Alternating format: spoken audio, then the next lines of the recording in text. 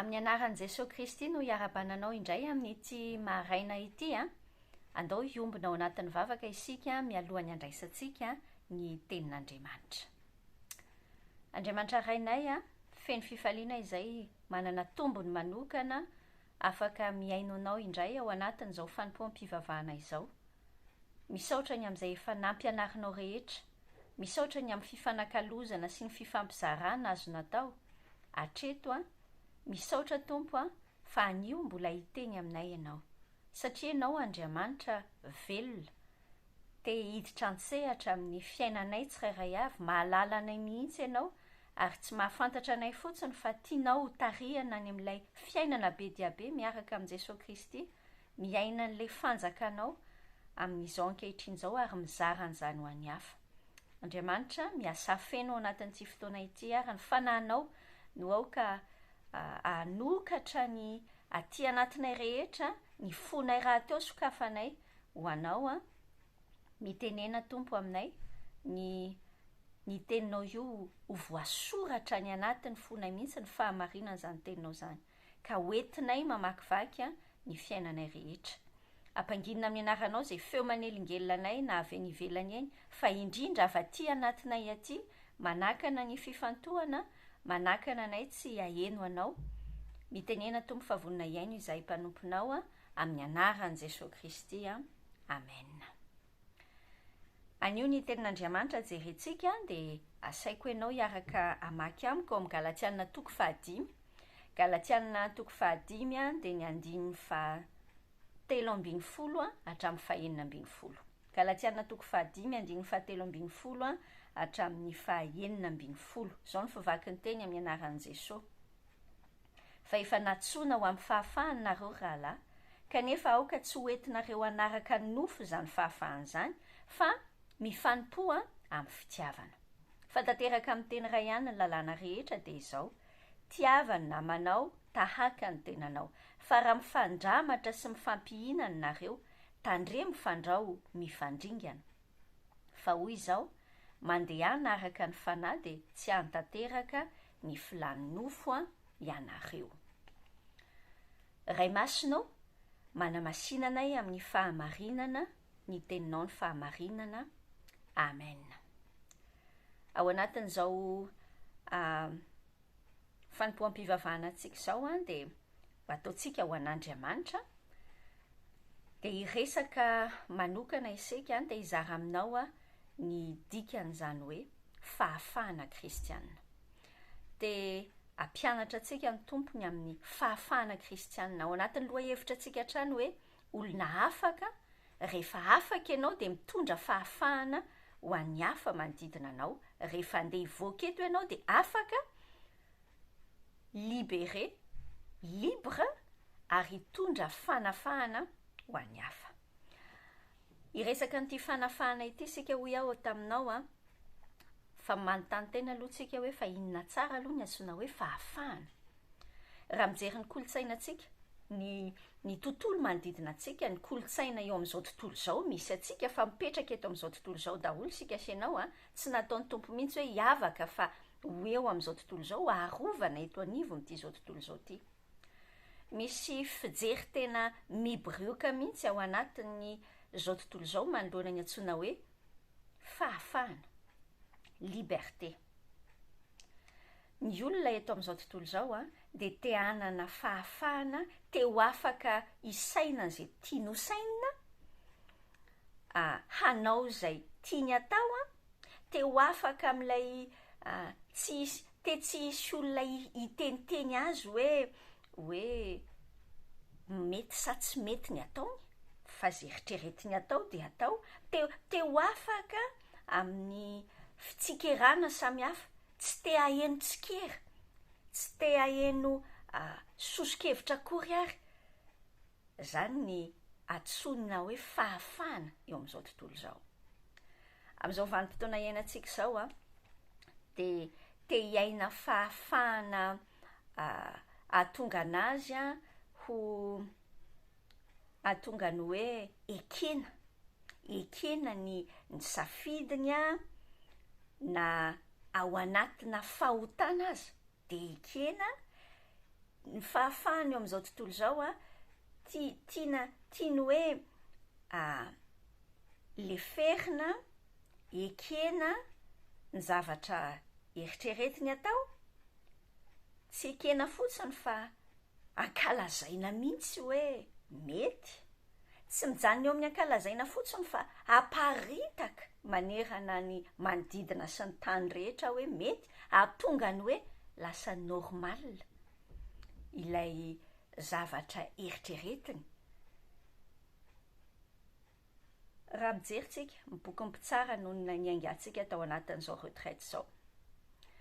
Tsy vao zao ange vao misy an'izany fomba fisainana izany eto amin'ity fiainana ity, fa efa tamin'ny 3 taona lasa tany amin'ny boky ny mpitsara no efa nambaran'Andriamanitra.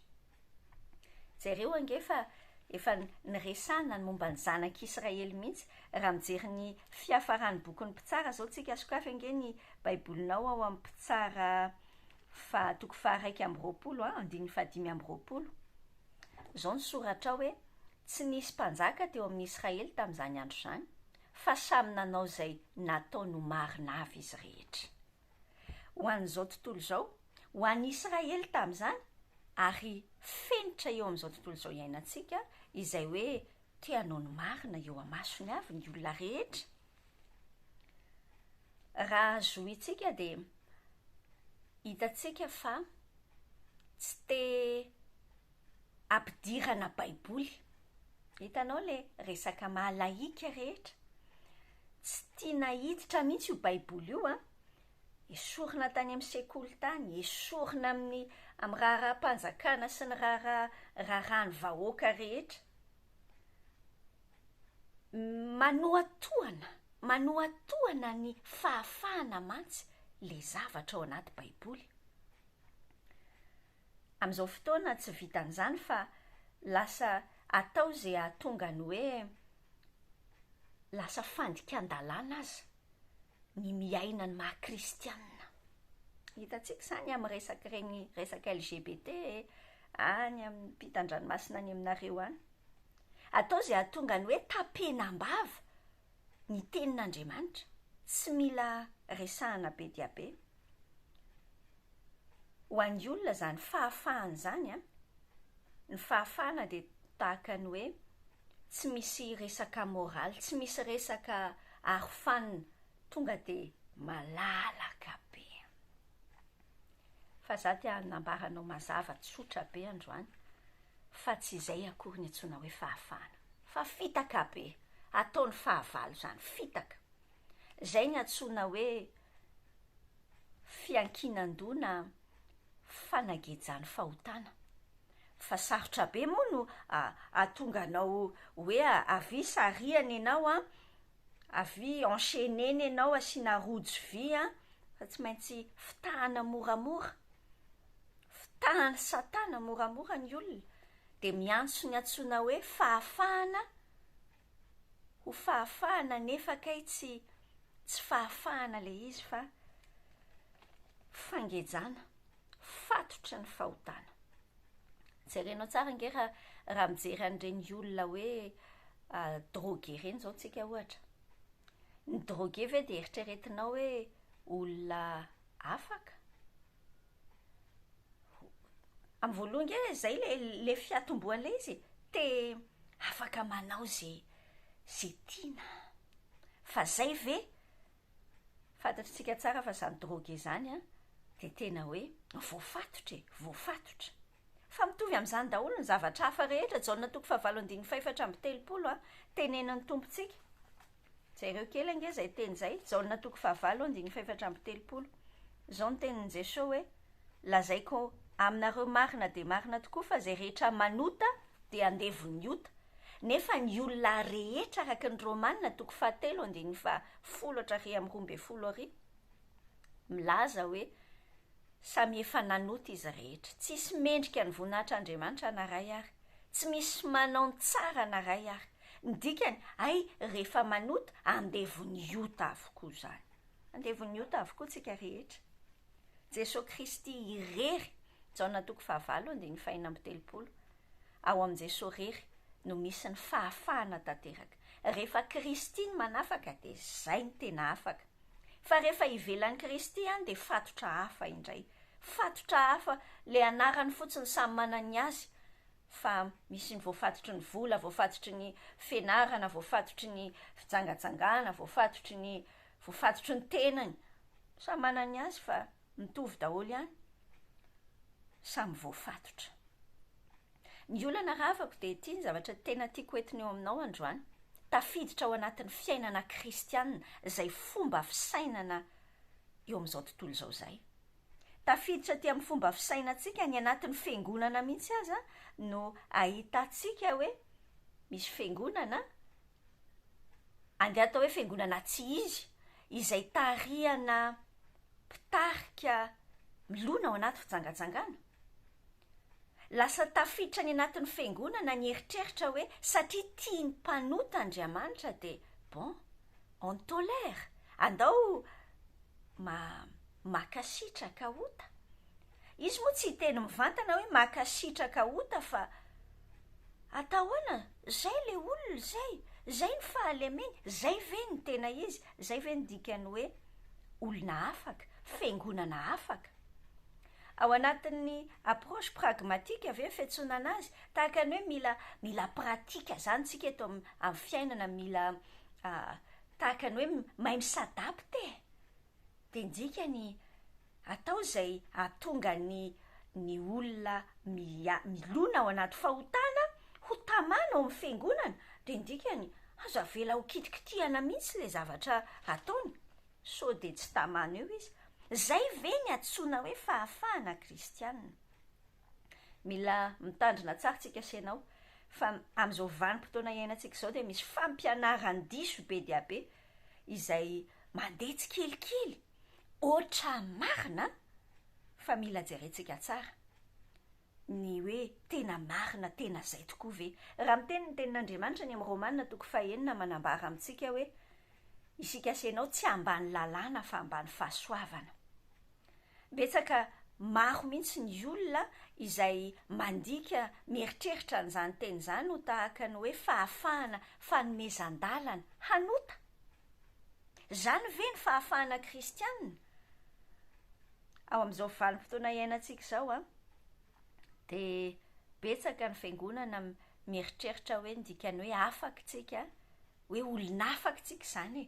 Afaka amin'ny tokony ho izy, tokony hoe afaka amin'ny fahotana, fa tsy izay loatra ny tiany ambara, fa afaka amin'ny fanagejany lalàna ho izy.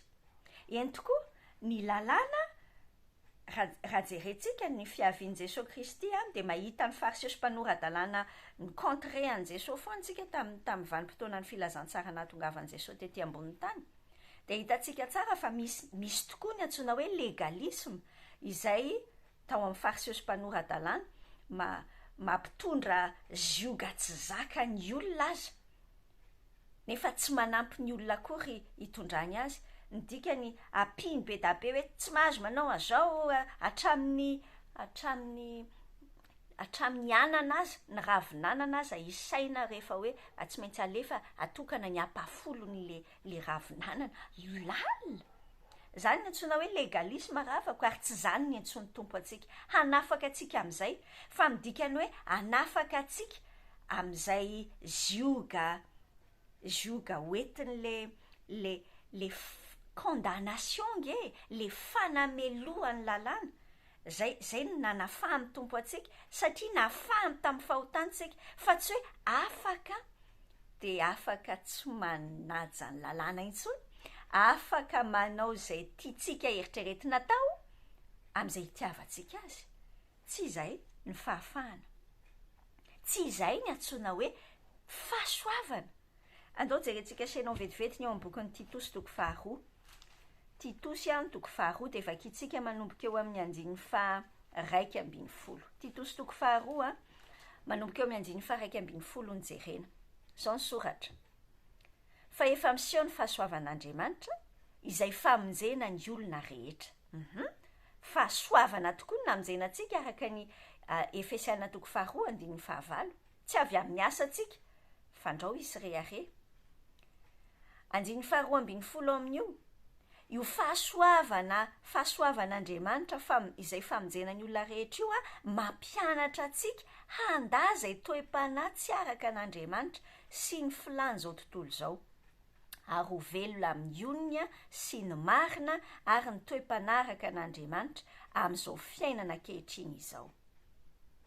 Zany ny tenin'ny tompontsika. Ay ve le fahasoavana voaraintsika io zany le hoe ao ambany fahasoavana ny olona manana an' Jesosy. Dia io fahasoavana io mampianatra antsika ohatrany hoe tuteur antsika, tahaka ny coach antsika ny fahasoavana, coach aninona? Hampianatra antsika handeha amina toe-panahy araka an'Andriamanitra. Hiala tsy handeha amin'le filàna izao tontolo izao dia handà izay rehetra tsy araka an'Andriamanitra. Zay ny antony io fahasoavana io. Fahasoavana hanao asa tsara. Manahoana ny zavatra ataontsika eo amin'ny fiainantsika? Hita taratra eo amin'ny fiainantsika ve zany? Misy asa tsara ataontsika. Titosy 4 raha midina ambanimbany amin'io bokin'ny Titosy io tsika. Jerenao ngeo amin'ny andininy 9 miteny hoe mahatoky izany teny izany ary izany zavatra izany dia tiako hitomponao mafy mba ho tandremana izay efa mino an'Andriamanitra ny hanao asa tsara. Sady tsara no mahasoa ny olona izany zavatra izany. Ny dikany ny fahafahana ananantsika. Rehefa miteny izany, mila fantatra ao tsara rehefa mitentsika hoe olona afaka ianao, ahafahan' Jesosy. Io fahafahana io dia tsy fahafahana hanota, lasa afaka manota. Fa fahafahana afaka manao zavatra tsara. Zay ny sotomintsika ao amin'io Titosy 4 io. Ay moa ianao rehefa nandray ny fanahy masina dia manana fahafahana hanao zavatra tsara. Hoy ilay teny any amin'ilay Galatiana 4 teo, ilay niangatsika tamin'ny voalohany teo, ho amin'ny fahafahana ny antsoina anareo. Antsoin'Andriamanitra ho amin'ny fahafahantsika afaka amin'ny ozony lalàna. Lalàna rehefa tsy tanteraka dia misy ozony manaraka azy. Tsisy hevitra mihitsy fa zay no izy. Zay ny prinsipa an'Andriamanitra.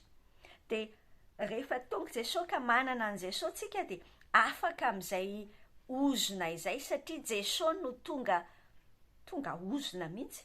Ny antony teo amin'ny hazo fijaliana amin'ny Galatiana 4 ihany ary amin'ny andininy 10 no ahitantsika an'izay. Afaka tsika, afaka tsy meloka intsony. Tsy hoe innocent fa non coupable. Tsy innocent tsika tsinona satria nanoto tsika. Teo mihitsy ny zavatra ataontsika sy mbola ataontsika fa satria entin'i Jesosy ilay izy dia déclaré non coupable tamin'iny zavatra iny tsika, fa ny tompony naka ny culpabilité na ny fanamelohana rehetra. Afaka amin'ilay fomba mpivavahana. Tsy misy hoe tsy maintsy ohatr'izao ny fanombohana azy dia tsy maintsy miara-mitsangana dia tsy maintsy miara-mipetraka.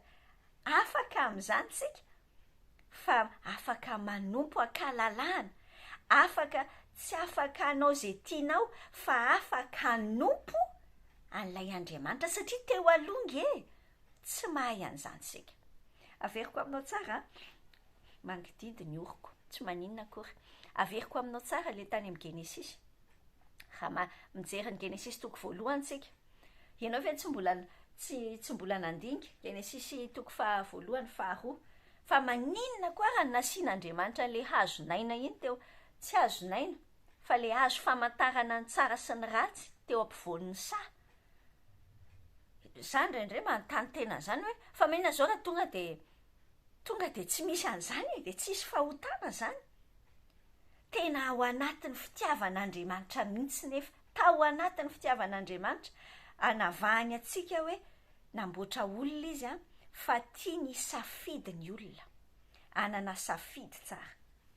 Safidy hoe anaiky ny teniny sa tsy anaiky ny teniny. Zay aloha ny safidy ny ainga voalohany. Dia rehefa nohaniny zareo ary le hazo famantarana ny tsara sy ny ratsy, le voan'le hazo.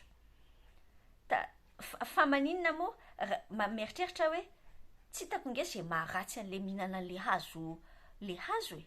Raha saina tsotra be amin'izao fotsiny, inona zany zao ny maharatsy an'le hoe mihinana an'le izy dia lasa mahafantatra ny tsara sy ny ratsy.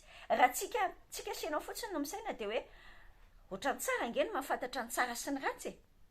Fa tsy izay ny nikasan'Andriamanitra antsika voalohany. Fa maninona zany? Dia tsy hafantatra zany hoe tsara sa ratsy ity. Fa satria ny foronina ny créen'Andriamanitra tsika asianao mba hidépendre tena hiankina aminy amin'ny zavatra rehetrarehetra.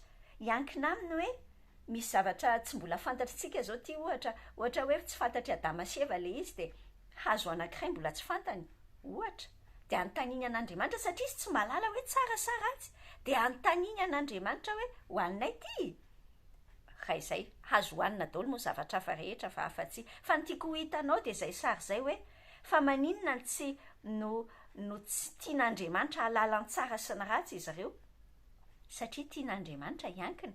Isika asianao mihitsy no créé hidépendre, no foronina hiankina amina zavatra isika asianao. Hiankina amin'Andriamanitra, izay ny tena namoronana antsika. Fa rehefa ninana an'ilay voankazo tsy tokony hohanina iny dia lasa nahazo indépendance kanefa fausse indépendance. Mieritreritra hoe bon, fantatro zany zao ny ataoko. Zay ange le freedom na le liberté fahafahana eritreretiny. Mahafantatra ny ataoko tsy mila tenitenenina. Nefa kay no isika olombelona voaforona tsy maintsy miankina amin'ny zavatra dia lasa miankina amin'izao baoritra rehetrarehetra izao. Sainao ange hoe miankina amin'ny baoritra efa mba nieritreritra an'izany ve ianao eritrereta hoe eny amin'ny 10e étage ianao dia misy arofanina le 10e étage dia ianao te haka selfie tsara ery amin'le fa tsara be le vue dia te haka selfie miankinankina kely amin'le arofanina an'iny haikay baoritra le arofanina. Eritrereto nge zany hoe inona no miseho? Tsisy hevitra. Voilà, maty, migodododa. Fa fantatra moa ny zavatra rehetrarehetra eto ambonin'ny tany. Na olona na zavatra hianteherantsika dia mampigodododa antsika daholo. Fa natao, nous sommes créés pour dépendre. Hidépendre amin'Andriamanitra, hiankina amin'Andriamanitra. Zay tsika asianao zay. Dia nefa tsy izay no miseho. Lasa diso ny fahavalo le liberté, le fahafahana. Jerenao tsara ny tenin'Andriamanitra ao amin'ny Ezekela 5:30. Avadio indray ny baibolinao aloha. Ezekela 5:30. Inona ny fanavotana, ny fahafahana nataon'Andriamanitra ho antsika asianao. Ezekela 5:30 no manomboka vakitsika. Izao ny soratra ao amin'ny anaran'i Jesosy. Dia ho fafazako rano madio nareo ka adio, ny mba ho afaka amin'ny fahalotonareo rehetra sy ny sampinareo rehetra no hanadiovako anareo. Ary omeko fo vaovao nareo, ary fanahy vaovao no ataoko ao anatinareo, ary esoriko amin'ny nofinareo ny fovato ka omeko fo nofinareo. Ary ny fanahiko no ataoko ao anatinareo ka hatonga anareo handeha araka ny lalako sy hitandrina ny fitsipiko ka hanaraka azy. Izay ny antsoina hoe fahafahana kristianina. Nomen'Andriamanitra antsika, niditra an-tsehatra rehefa nanaiky nandray an'i Jesosy tsika, dia miditra an-tsehatra ty anatintsika ny fanahy amin'ny Tompo. Le fanahy manafaka atsika. Dia ny asan'io fanahy io manadio atsika amin'ny fahalotona, ary io tsy hoe une fois pour toute ny fanadiovana hoe izay indray mandeha tsy miverina, tsy ohatr'izay, fa fanadiovana, sanctification mihitsy, zavatra procédé mandeha isan'andro amin'ny fiainantsika. Izay ilay ataon'Andriamanitra, napetrany aty anatiko sy any anatinao ny fanahiny mba hahatonga atsika ho afaka hanao ny sitrapony. Ny tena fahafahana marina dia fahafahana hahatonga atsika hanao ny sitrapon'Andriamanitra. Izay no nanafany tompo antsika. Raha miverina ny amin'ny Galatiana toko 5 iny ary indray tsika aloha, verina kely andray avadio indray ny baiboly ary Galatiana toko 5 ao amin'ilay andiny 7:12 teo. Efa natsoina ao amin'ny fahafahanareo rahalahy ka aza hoentinareo hanaraka ny nofo izany fahafahana izany. Aza hoentinareo hanaraka ny nofo izany fahafahana izany. Efa niresaka kely an'izay nofo izay tsika omaly, fa antitra anterintsika tsara satria io nofontsika io no manohatra, misarika atsika tsy hiaina tsara an'ilay fahafahana. Io nofontsika io araka ny tenin'ny apôstôly Paoly any amin'ny Romanina toko 7, misy ady ao amin'ny permanence ange, ato anatintsika ato, mandra-piala atsika eto ambonin'ny tany. Rehefa miala eto tsika izay efa vitany tompo izay ny fanamboarana tiany atao rehetra ampitoviana atsika amin'izay tanjony amin'izay ampitoviana atsika amin'i Jesosy Kristy, amin'izay fetrany tiany atao amintsika. Ao amin'ny Romanina toko 7 ao dia tenenin'ny Paoly tsara le ady be ao anatiny ao. Misy ady ange ato anatintsika ato ary ady amin'ny fotoana rehetra io, mila conscient tsara n'izay ady izay ianao, ady amin'ny nofinao sy amin'ilay olona vaovao ao anatinao. Raha mijery ny Romanina toko 7 jerentsika vetivety, Romanina toko 7 dia ry amin'ny andininy 4:12 manomboka jerena, fantatsika fa araka ny fanahy ny lalàna hoy Paoly ato, fa izao kosa nofo namidy ho andevon'ny ota. Io nofinao io andevon'ny ota io. Fa izay ataoko hoy Paoly tsy fantatro, dia tsy fantatro izay ataoko ity, fa tsy izay sitrako no ataoko fa izay halako no ataoko. Fa raha manao ny tsy sitrako aho dia manaiky fa tsara ny lalàna, ary amin'izany tsy izaho intsony no manao izany fa ny ota izay mitoetra ato anatiko. Fa fantatro fa tsy misy zavatra tsara mitoetra ato amiko dia ato amin'ny nofoko fa ato anatiko ihany no fikasana, saingy ny ahatanteraka ny tsara ny tsy ato. Fa tsy ny tsara izay sitrako ny ataoko fa ny ratsy izay tsy sitrako. Fa raha ny tsy sitrako no ataoko dia tsy izaho intsony no manao izany fa ny ota izay mitoetra ato amiko. Koa hitako izao lalàna izao.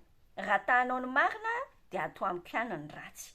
Fa mankasitraka ny lalàn'Andriamanitra aho araka mitoetra anaty, nefa mahita lalàna hafa momba ny tenako aho miady amin'ny lalàn'ny saiko ka mamapo aho amin'ny lalàn'ny ota izay ao amin'ny momba ny tenako. Ny faran'izay, andininy 4:20, indrisy olo mahantra. Io ny clé, ny teboka tsara tarehy, mila atongava antsika sianao. Mila tonga amin'ny toerantsika hiteny hoe tompo tena misy problema. Raha mbola tsy tonga amin'izay ianao dia mbola manontany tena aloha hoe tena kristianina ve ianao ty aloha? Fa misy an'izay ady izay ao anaty ao, te hivavaka nefa ohatrany tsy tafavavaka. Te hiala amin'ity zavatra ity nefa ohatrany tsy mety fa lasa manao an'ilay izy ihany. Efa ao anatinao ve izay? Ny asa fanan'Andriamanitra ao anatinao no mampisy an'izay faniriana hanao ny zavatra tsara izay. Faniriana hanao ny sitrapon'Andriamanitra. Asan'ny fanahy izany. Ary efa teboka tsara tarehy. Fa tsy mijanona eo tsika. Tsy mijanona eo amin'ny faniriana, fa mila hitanao tsara ilay ady. Conscient tsara ianao, avahana tsara hoe ity ny fanahy, ity ny nofo. Izay ny asa amin'ny tenin'Andriamanitra hoy ny Hebreo toko 4:12. Sabatra, roa lely ity, maranitra noho ny sabatra roa lely ny tenin'Andriamanitra, mampisaraka ny aina sy ny fanahy. Ny soul sy ny spirit anao, mampisaraka an'izany ny tenin'Andriamanitra. Dia rehefa ao anatin'io dia hoy Paoly hoe indrisy olo mahantra, iza ny hamonjy amin'ity tena ny fahafatesany ity? Jesosy Kristy. Izay nivaliny eo amin'ny anjenin'ny farany amin'ny toko 7. Jesosy Kristy no mamonjy azy. Isaorana ny Andriamanitra, nandefa an' Jesosy. Isaorana amin'ny tompo fa nandefa an' Jesosy izy hamonjy anao. Manafaka antsika io Andriamanitra io. Rehefa mandray an' Jesosy tsika, mandray an'ilay fahafahany dia afaka amin'ny fanagejana, lasa tsy andevony ota intsonysika kanefa mbola tena mila misaina tsara ianao hoe tsy andevony ota fa ao ihany le nofo le nofo tsy maty avy hatrany nge tsy maty tanteraka izany mihitsy io nofontsika io fa ao ihany izy ary raha vao boostenao izy dia mipotra be indray izy. Andriamanitra, ny asan'Andriamanitra ty amintsika zay le sanctification na fanamasinana antsika asianao dia ny asan'Andriamanitra amin'ny alalan'ny fanahiny ataony amin'ny alalan'ity teniny ity ampiasainy amin'ny fiombonana tahaka izao, amin'ny méditation ataonao, amin'ny exercice ataonao isan'andro isaintsainanao an'le tenin'Andriamanitra. Ny asan'Andriamanitra dia mahatonga antsika hoe miamitovy amin'ny Kristy isika. Rehefa miakatra hoy le any amin'ny Jaona 7:17 hoe izy tsy maintsy mitombo dia za tsy maintsy mihena. Ohatran'ireny ao anatina tavoahangy ireny. Hitanao zao misy tavoahangy ohatra zany ty amin'ny tanako ty mody atao hoe misy tavoahangy fa ianao misaina azy hoe misy tavoahangy. Dia io tavoahangy io misy rano. Dia tiantsika ho feno rivotra io tavoahangy io. Ny atao ahatonga an'io feno rivotra dia esorina le rano ao anatiny. Rehefa tsisy rano intsony ao anatiny io dia feno rivotra izy. Ohatran'izay ny sary ange. Itsika asianao feno rano. Pneuma moa no fiantsoana ny fanahy amin'ny teny grika. Dia pneuma zany ny azahoana ny teny hoe pneumologie miresaka ny amin'ny rivotry ny avokafoka enireny. Dia ny dikany tian'Andriamanitra ho fenona ny fanahy mitovy amin'ny Jesosy nefa misy rano ao anatintsika le nofontsika io. Dia ataon'ny Tompo ampiasain'Andriamanitra mihitsy ny circonstance rehetra mba hahatonga anao miaraka amin'ny fanahiny efa miasa ao anatinao, hahatonga anao mamono an'io asan'ny nofo io amin'ny fanahy.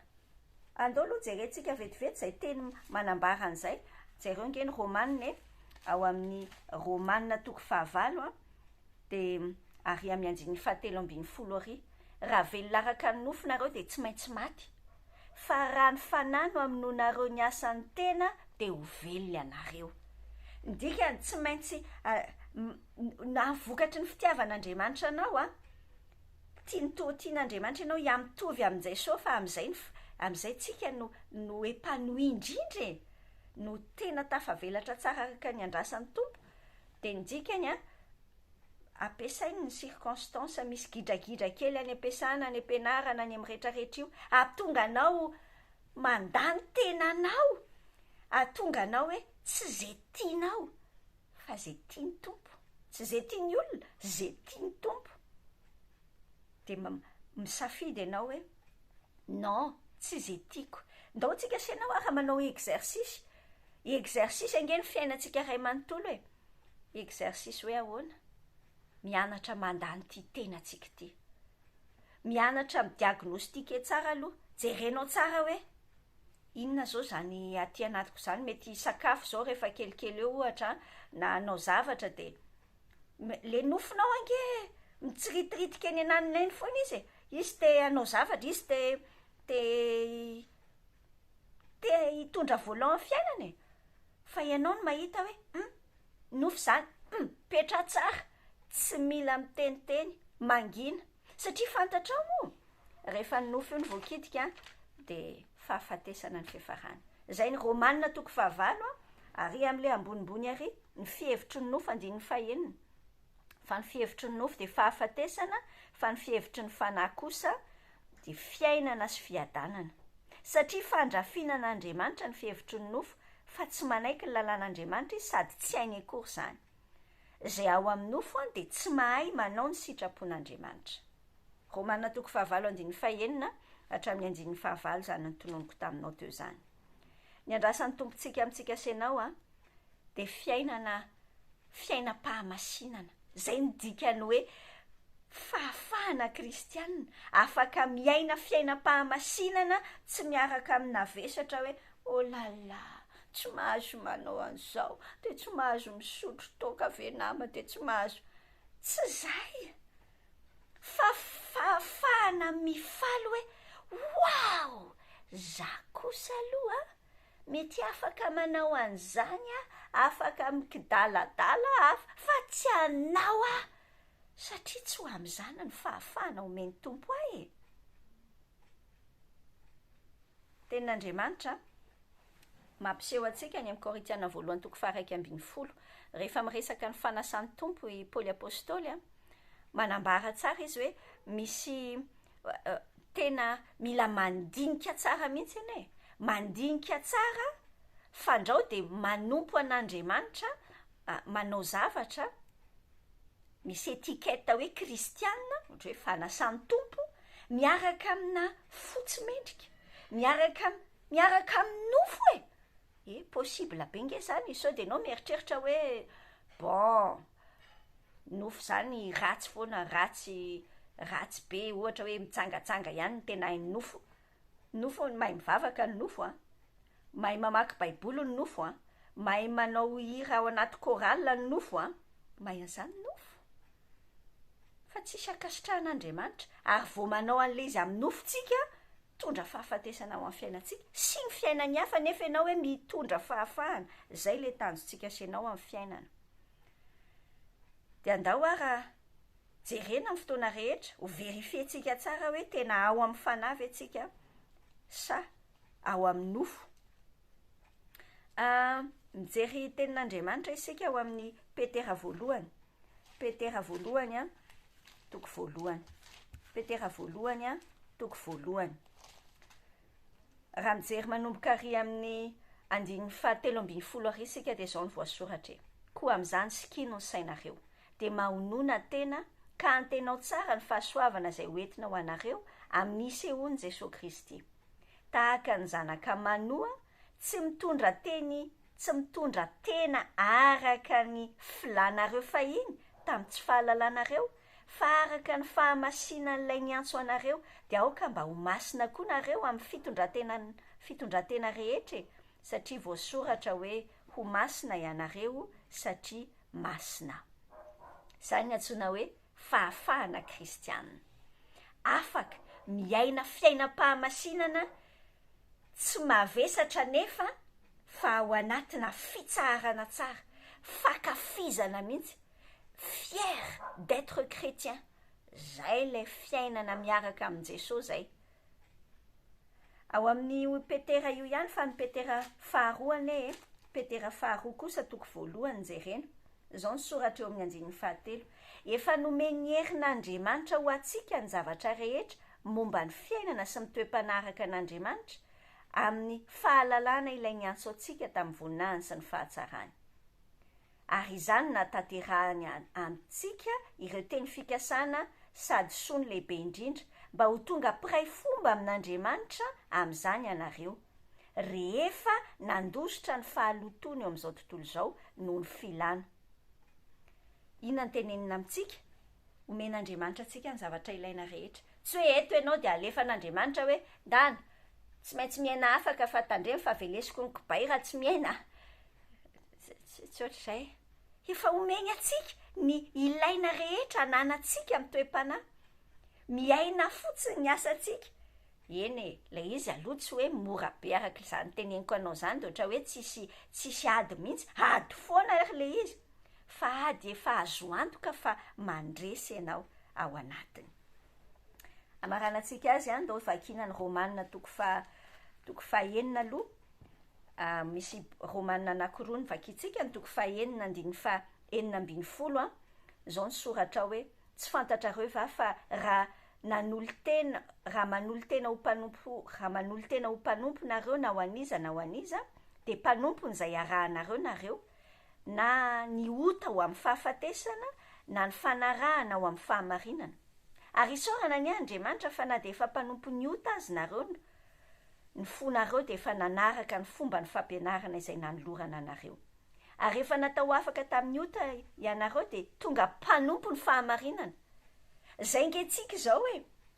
afaka tamin'ny fahotana afaka tsy manompo an'izay faharatsiana rehetrarehetra sy izao tontolo izao rehetra ity sy ny nofontsika fa tonga andevo ny fahamarinana. Masosotra le miteny miaino an'le hoe andevo e. Fa tiako marihana anao tsara mihitsy fa zay ny dikan'io mpanompo io. Rehefa miteny hoe mpanompo atao anatin'ny testamenta vaovao a, dia resaka andevo zay. Andevo. Tian'Andriamanitra ho andevo ny fahamarinantsika. Andevo fa tsara be le izy, fa tompo tsara fanangy le topoitsika ao anatin'le izy. Tsy mitovy amin'le andevo ny faharatsiana, fa ny andevo ny faharatsiana tonga dia ratsy fanahy be, maty ianao. Zay ny fiafarany raha izay. Dia ahoana raha hoy ilay tenin'Andriamanitra? Miteny araka ny fanaon'ny olona hoy Paoly amin'ny 9:7 no ny fahalemeny nofinareo. Fa tahaka ny nanoloranareo ny momba ny tenanareo mpanompo ny fahalotoana talohan'ity retraite ity a, dia mba hatolory koa ankehitriny toy izany ny momba ny tenanareo mpanompo ny fahamarinana hatanteraka ny fahamasinana. Ho tanteraka aminao zany a, dia andao vakitsika farany Romanina 3:7 anjiny Romanina 3:7 anjiny 7:7 sy 8:4. Aoka tsika senao hitondra tena tsara, toy ny amin'ny andro, tsy amin'ny filalaovan-dratsy na amin'ny fahamamona, tsy amin'ny fijangajangana na amin'ny fijejojejona. Sensualité ny dikan'io fijejojejona io amin'ny teny frantsay a. Sensualité zany le fijejojejona man sao dia eritreretina hoe le hoe jejo ihany, fa le zavatra manaitaitra ny sens rehetra zany, zavatra zay leo amin'ny fiainana amin'izao tontolo izao, zay mety amin'ny lelanao, pizza be mety amin'ny lelanao, efa sensualité zany ny mety ny fekanjo, ny fijery, ny zavatra zay ny hoe fijejojejona. Tsy amin'ny fifandirana na amin'ny fialonana, fa ahoana hoy izy? 8:10 hitafio Jesosy Kristy tompo, ary aza miany amin'ny nofo ahatanteraka ny filany.